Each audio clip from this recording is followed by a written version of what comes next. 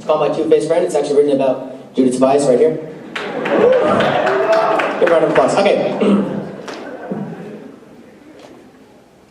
The only downfall of sunny days is the dust that's revealed through its peeping rays in your window when you're trying to alleviate all that dust, but it's like overdosing of vitamin C. It just doesn't happen. My friend is a swing state. You never know which way he'll stretch.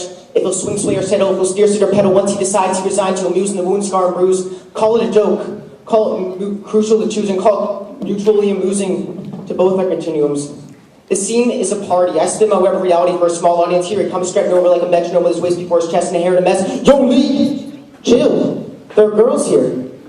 Oh, there are girls here. I'm so sorry. I was unaware we have to bend over backwards for our loins which won't even return the favor. Maybe I'm just so senile and infantile that I thought girls were anything but toys and a playpen in adolescence. But what I've been told there the nights when we were the peasants. So somebody please tell me what is appropriate to say in front of such royalty. For I am the bourgeoisie and I can only see myself in such undeserved frivolity.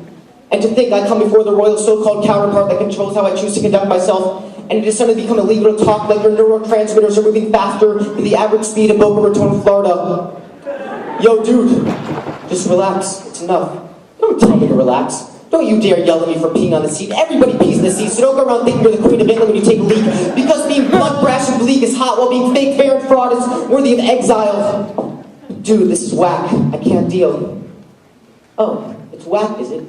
Well, every word vibrated out of your mouth is a personal attack at whoever taught you to verbalize. So here's my lesson. Don't sound it out. Sound it in. And when you're ready with the proper pronunciation, speak it right. Speak it so tight that your vocal cords can strip the stride. But the only one who can help you is that crazy doctor on Channel 5. I'm on a hold here, looking into this window at a drive-thru.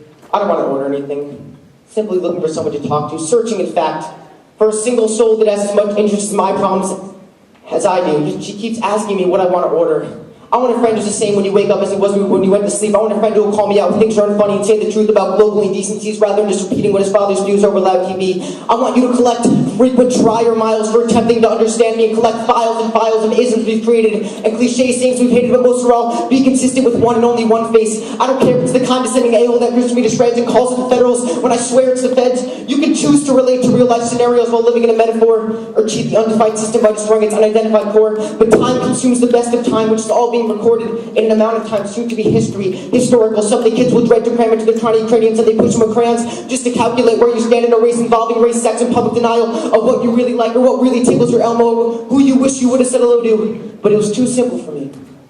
I'd say something complicated, something royalty couldn't cope with, so they exiled me from the kingdom. I was too lazy to translate, I was too lazy to contemplate. Do I give up my identity, or make them believe I'm a long-lost Trekkie? Irrelevant is time-wasting and slice-bread colossal decisions on vice-led hostile positions.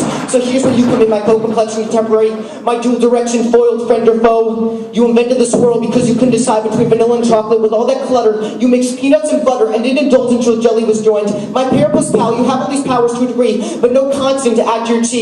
Listen, you did well. You made the A-list, the B-list, the C-list.